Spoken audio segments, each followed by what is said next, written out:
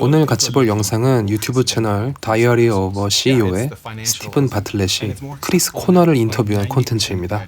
크리스 코너는 미국에서 사이드 허슬의 왕이라고 불리는 연쇄 창업가로 지금까지 50개 이상의 사업을 시도했다고 합니다.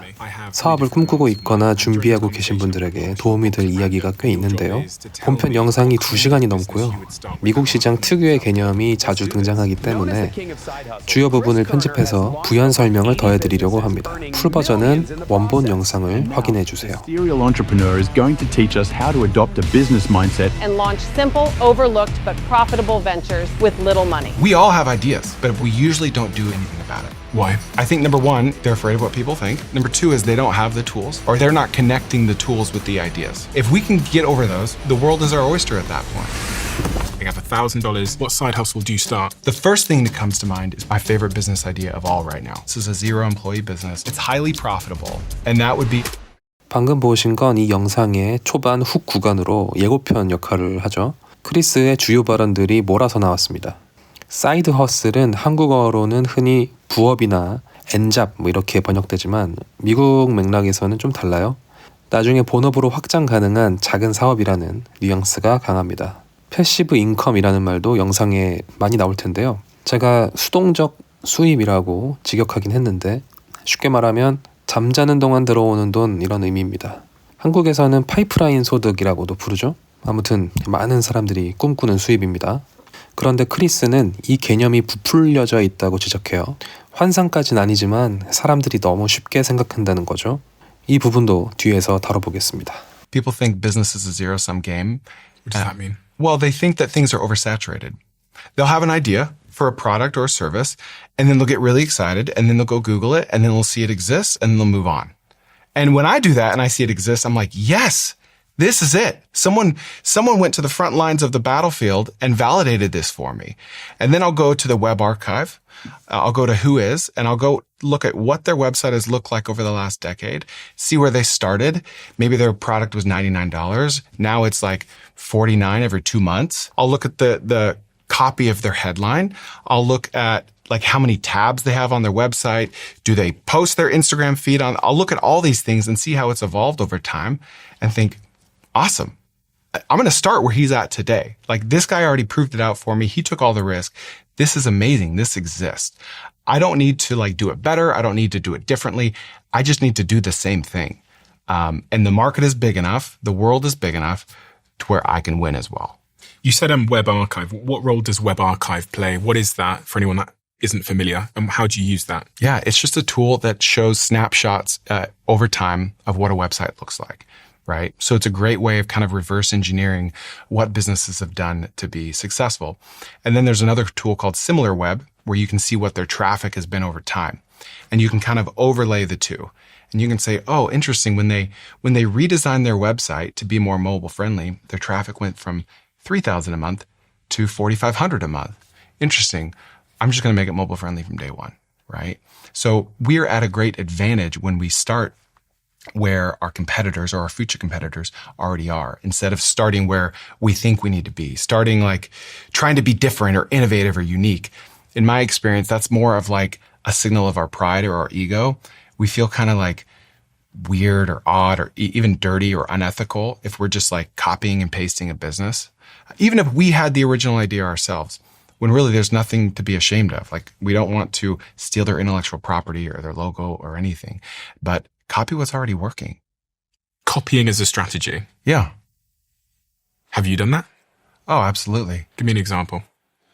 Okay. Well, I had a phone repair business when I was in college, 2010. And I got a call one day from someone that said, hey, Chris, I want to buy all of your broken iPhone screens. Do you have any broken iPhone screens? Sure. We don't throw them away because we think it's bad for the environment. We just have a box of them. How much will you pay me? $3 a piece. Why? What? Why will you pay me $3? It's just broken glass. And they said, well, there's actually a way of remanufacturing these. We can send them to China. We can remove the broken glass, put new glass on them, and then we can resell them as a remanufactured unit. And that was just like a light bulb, right? So most people, I think at this point would say, yeah, where do I ship these? You know? But I was like, I need to be in that business. I want to copy that guy who called me, right? Now, I don't know what his website was. I don't know what the name of his business was. There was no web archive at the time to look at. I just wanted to copy the business model because I thought this is going to be a thing. I'm in the industry. I know the industry. I'm going to do this as well.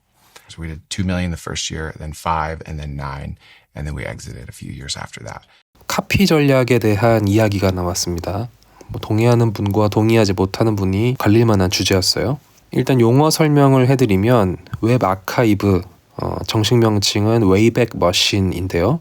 1996년부터 전 세계 웹사이트를 주기적으로 저장해온 비영리 프로젝트로 특정 사이트가 과거에 어떻게 생겼는지 연도별로 볼 수 있습니다.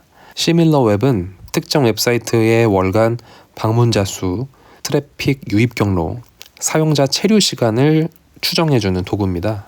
비슷한 서비스가 요새 또 많죠. 이 구간에선 이미 작동하는 것을 카피하라. 이 말이 핵심인데 무작정 표절하라는 뜻은 아닙니다. 상표나 로고 같은 지적 재산물을 복제하는 게 아니라 수익 구조, 타겟 고객, 유통 채널 같은 비즈니스 모델을 사업 초반에 적극 참고하라는 뜻이죠.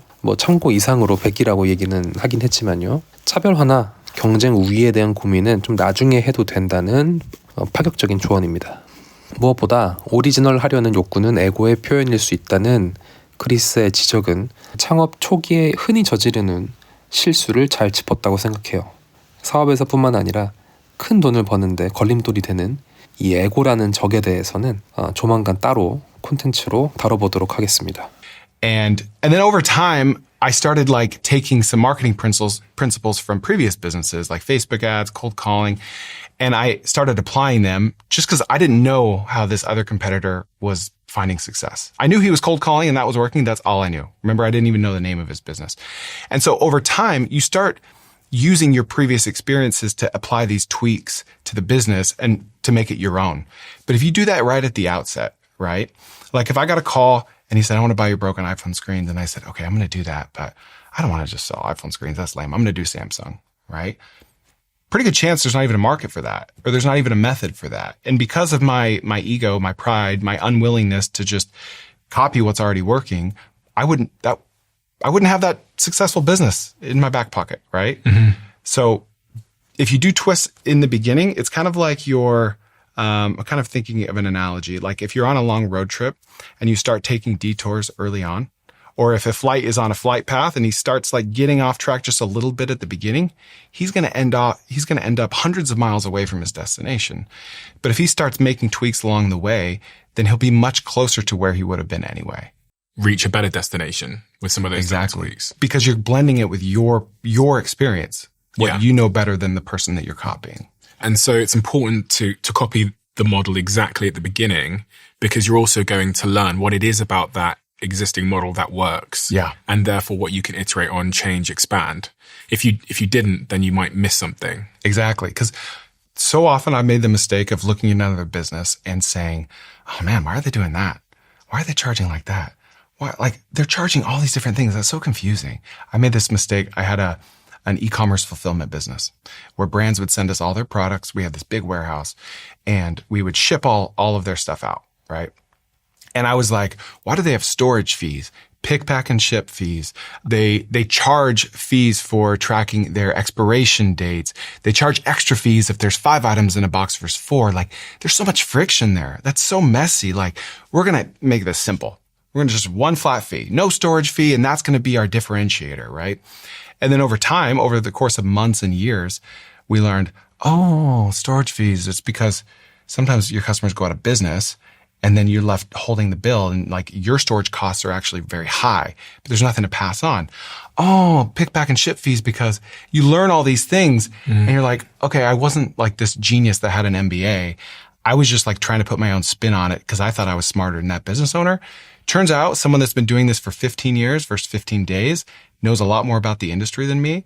And I'm much better off just copying his pricing, copying the layout of his website, copying the size of the warehouse he has, copying the same niche that he's going after, because that's clearly working for him.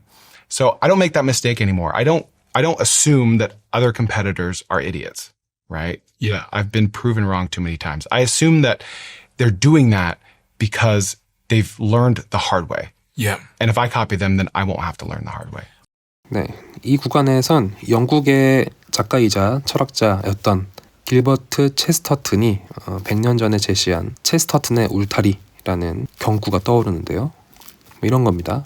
길 한가운데 울타리가 있다고 칩시다. 어떤 사람은 이게 왜 여기 있는지 모르겠다, 치워버리자, 이렇게 말하지만 더 지혜로운 사람은 그 울타리가 왜 세워졌는지 알아낸 다음에 치울지 말지 결정한다는 겁니다.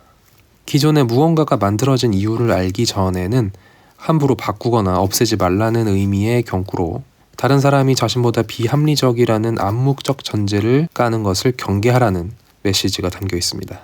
실제로는 나 못지않게 현명한 사람들이 다양한 시행착오와 논쟁 끝에 만들어낸 결과로 보는 것이 훨씬 합당하다는 거죠. 크리스도 풀필먼트 업계에 들어가서 보관료, 피킹 수수료, 배송 수수료 같은 걸 따로 매기는 울타리를 받고 이유를 알아내기 전에 치워버렸습니다. 시간이 지나서야 그 울타리 하나하나에 파산 리스크, 회계 책임, 운영 효율성이라는 각각의 이유가 있었다는 걸 깨달은 거죠.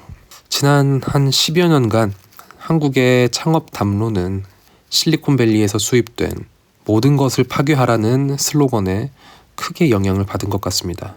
기존 업계의 관행은 모두 낡은 것으로 간주되고 그것을 뒤엎어버리는 것이 창업의 어떤 본질처럼 여겨지는 분위기가 있었죠.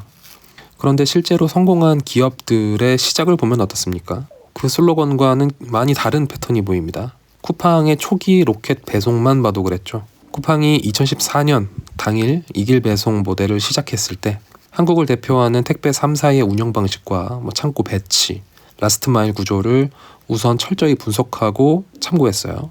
그리고 그 위에 직접 고용한 배달기사의 권역 분할이라는 개선을 얹었습니다. 모든 것을 파괴하지 않았죠. 이외에도 파괴보다 카피 후에 개선하는 방식으로 성공한 사례가 많습니다. 아주 조금만 개선했는데도 결정적인 차별점으로 작용하기도 하고요. A lot of people are looking for passive income from side hustles.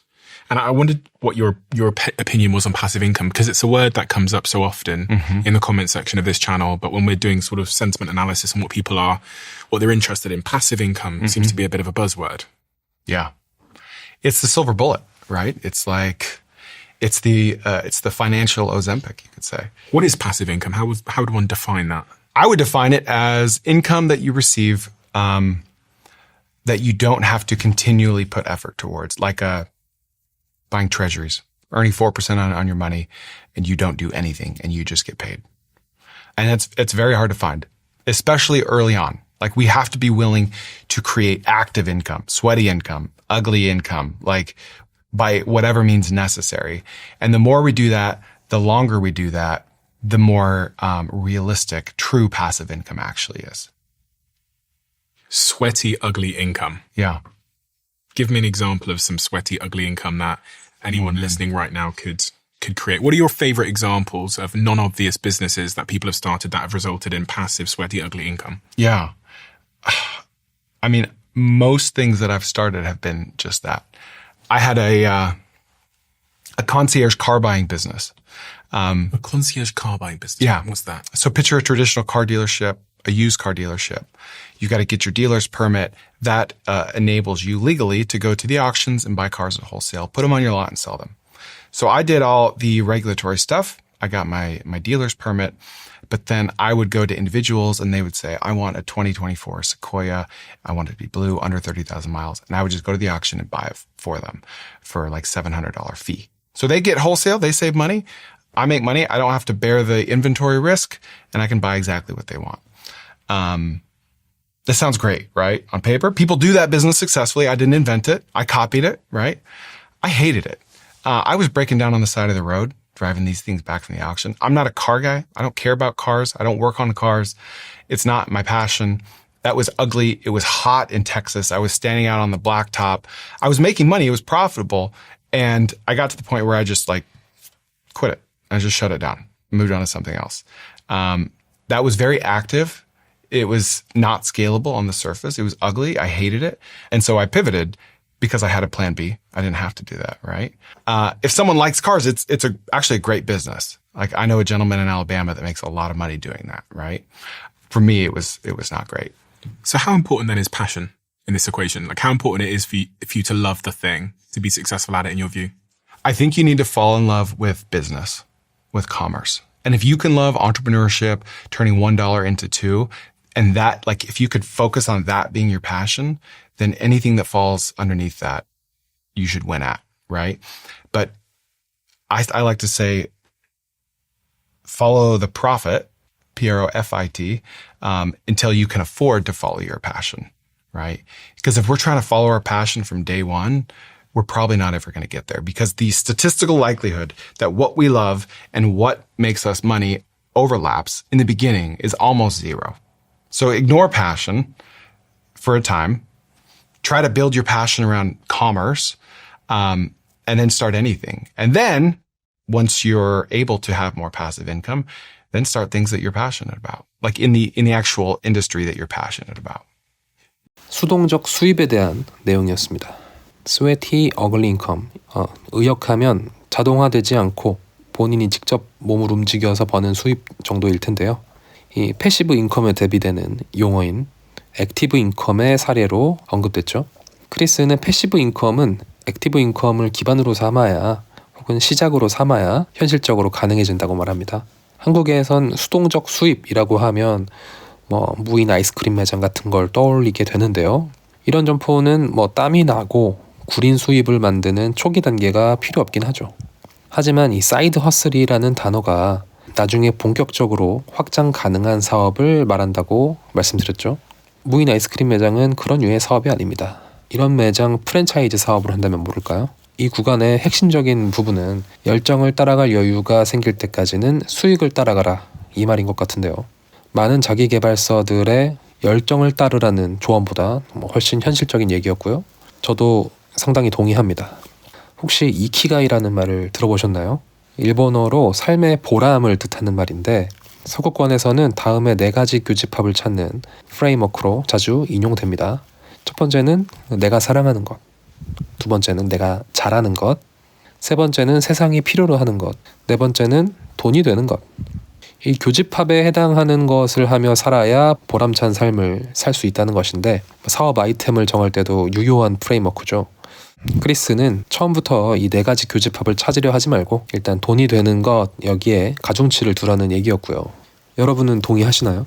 저는 적어도 사업을 시작할 땐 이 중 한두 가지 집합에 가중치를 두는 것은 필요하다고 생각합니다. 4가지를 다 만족하는 것을 처음부터 확실히 찾아내긴 쉽지 않거든요.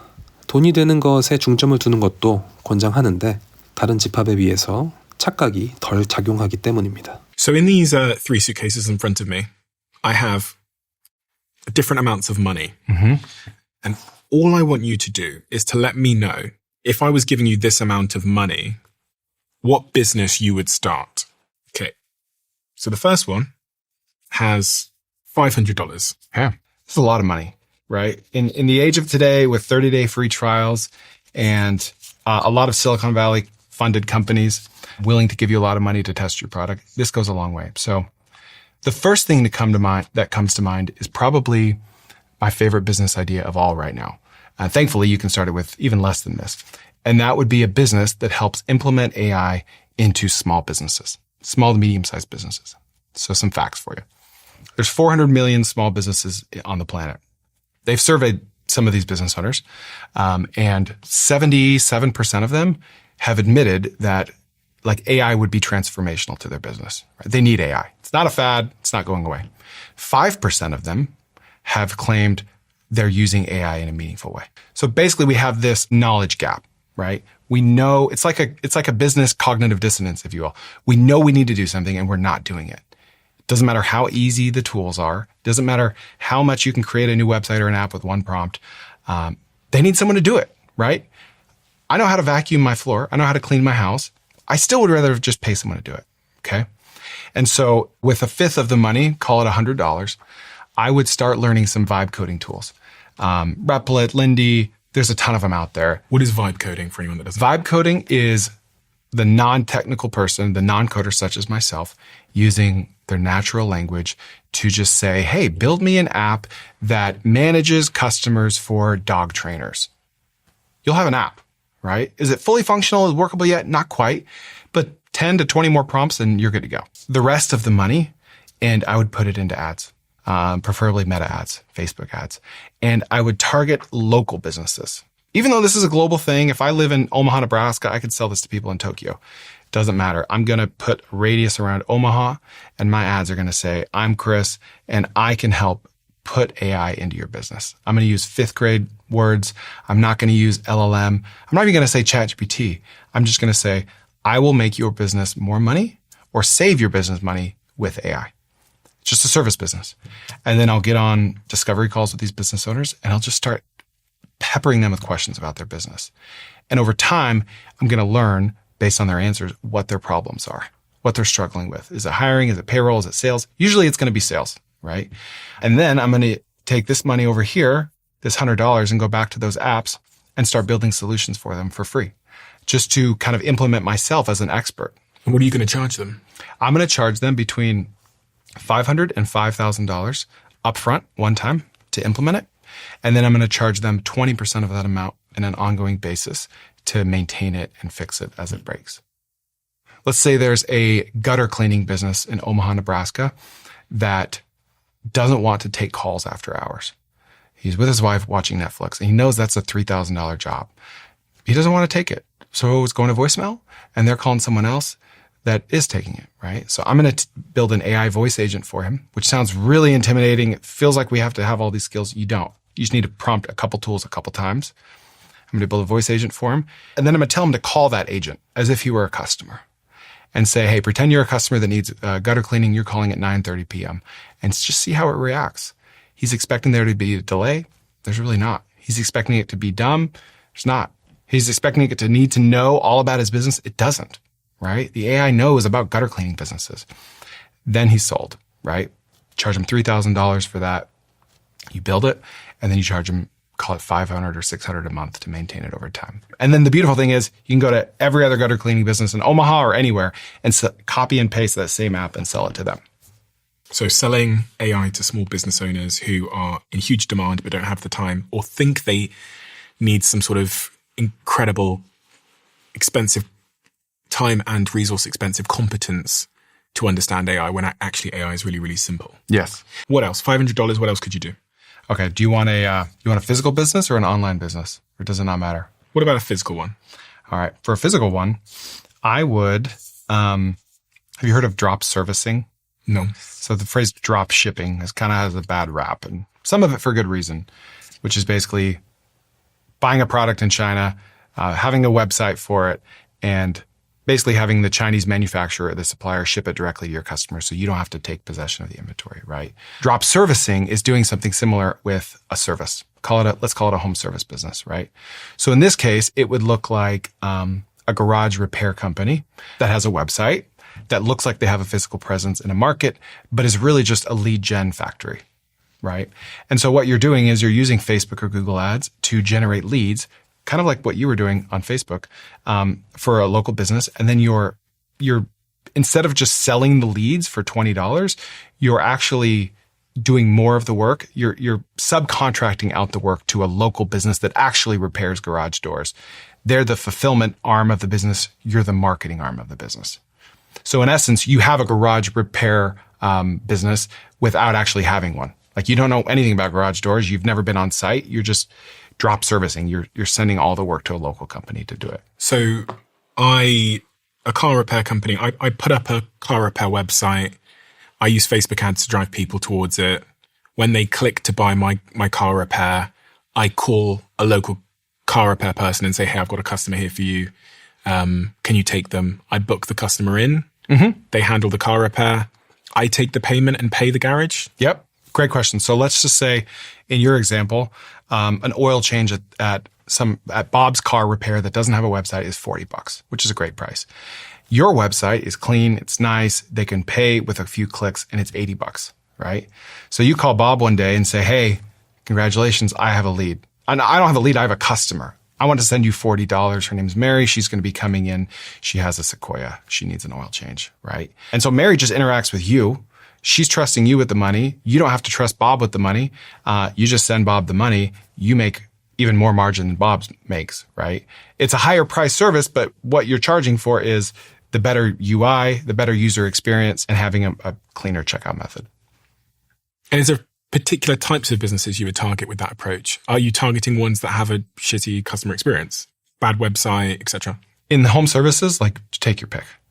They pretty much all do, right? There are some more established industries like roofing that don't have those issues because they have higher margins, so they can afford better websites, but they pretty much all have a bad experience. Any others at that $500 level that stand out to you? Yeah, I love directory websites. What's that? So Travelocity is a directory website. Yelp is a directory website. It's a website with a list of things that helps people find answers to their questions more easily. So another example of a website could be like Wisconsin icesuppliers.com. I don't know if that's a website, right? Where if I need to go buy ice for my party, I'm going to Google ice near me. Some categories are so niche or so unevenly distributed that Google Maps is not a good solution for it, right? So you're directed to these random directory websites that are just lists of other businesses. And what people are doing is they're proactively creating their own directories by scraping, let's say, every dog park in Seattle, Washington, and putting them on a website. And then they don't even drive traffic to it. There's no paid ads. They just wait for Google and for SEO to do its trick. And it's very much an 80-20 rule. You could kind of build the architecture for a directory website with Replit or Lovable, and then you just copy and paste it, right, in different markets. So the play here is to have dozens of directory websites, and some of them make $0 a month, some make a few hundred, some make a few thousand, but it's very passive. It's like one of those rare things that's passive, yet also doesn't need a ton of money to get started. Where's the money coming from? Where's the revenue? Great question. You can either do like display ads. What's a display ad? Just a banner ad on a website.